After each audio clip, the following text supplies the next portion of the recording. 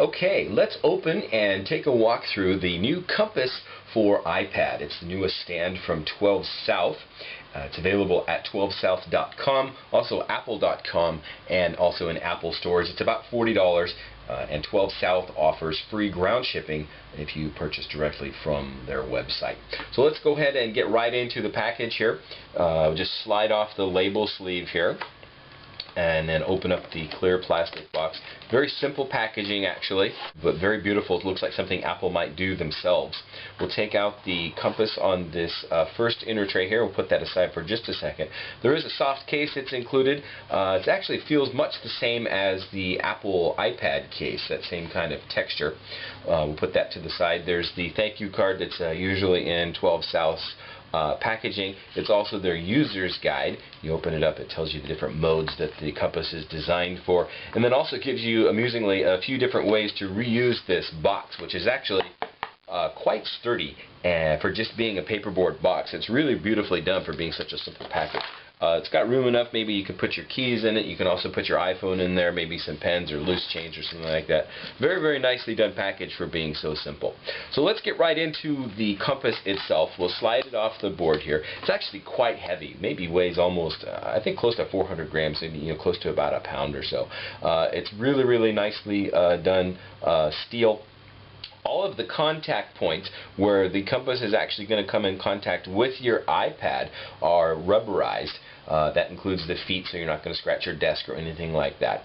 And then when we actually put the iPad on the compass, these two pegs on each of the front legs flip out. They're also covered with the rubberized coating, and that is what actually holds the iPad.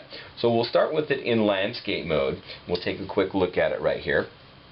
And you can see that it sits at a really nice angle. It's easy to work with. We'll turn it again to portrait mode. One big question that people have when they get a stand for their iPad is, can I charge it in portrait mode? We'll just feed the dock connector through here, pick it up real quick, plug it in, and set it right back down on the compass, and there you have it. You don't have to worry about having your dock connector plugged in while you're charging in portrait mode.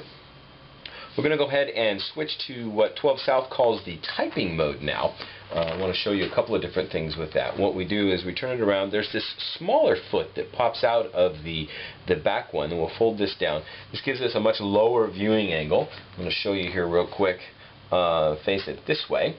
We'll go ahead and turn the iPad 90 degrees now. I'm going to go ahead and open up Pages, and so I can show you what it looks like with the on-screen keyboard. And I want to talk about an issue that I saw in another review with these two pegs here perhaps getting in the way, but I really don't see that that's as much of an issue as it was made out to be. So you can see that as the on-screen keyboard comes up here, it's easily accessible. It's a nice angle to work with. One of the things that I saw was that when you're typing on the on-screen keyboard is that these two pegs, because of their length, might get in the way of using the keyboard comfortably. Well, the natural curvature of your hands, I think, kind of falls right where those pegs are because of the distance that the keyboard is from the pegs themselves and the edge of the iPad. I really don't see that being as much of an issue. The reason that those pegs are as long as they are is because if you happen to have your iPad in a case, this is actually a case that I do have. It's really, really thin. It's the Nude from SwitchEasy, but some of the other cases tend to be thicker. The Apple iPad case, there are some other silicone cases and notebook style cases that are much thicker, even some of the leather ones. And so the pegs need to be this length to accommodate those other cases, so you're not having to take your iPad in and out of the case so much to use the compass stand. There is another issue that I saw. A reviewer was talking about if you're navigating around some websites and pushing links and things like that, that if you tend to push successively with some pressure on the compass on the screen, that it'll start to creep and then eventually fall over. Well, since the iPad's a touch device and you really don't need to use a lot of pressure in order to do what you need to do to follow links, press buttons, or anything like that, the only time that you would really need to do anything like that is to press the home button, but that's just so small, 2 fingers behind the home button there, and there really isn't a lot of need to press it like that. I'm going to take the iPad off real quick and show you again what I was talking about. If you press enough pressure on that, it's the back foot that stays, but the front feet start moving backwards.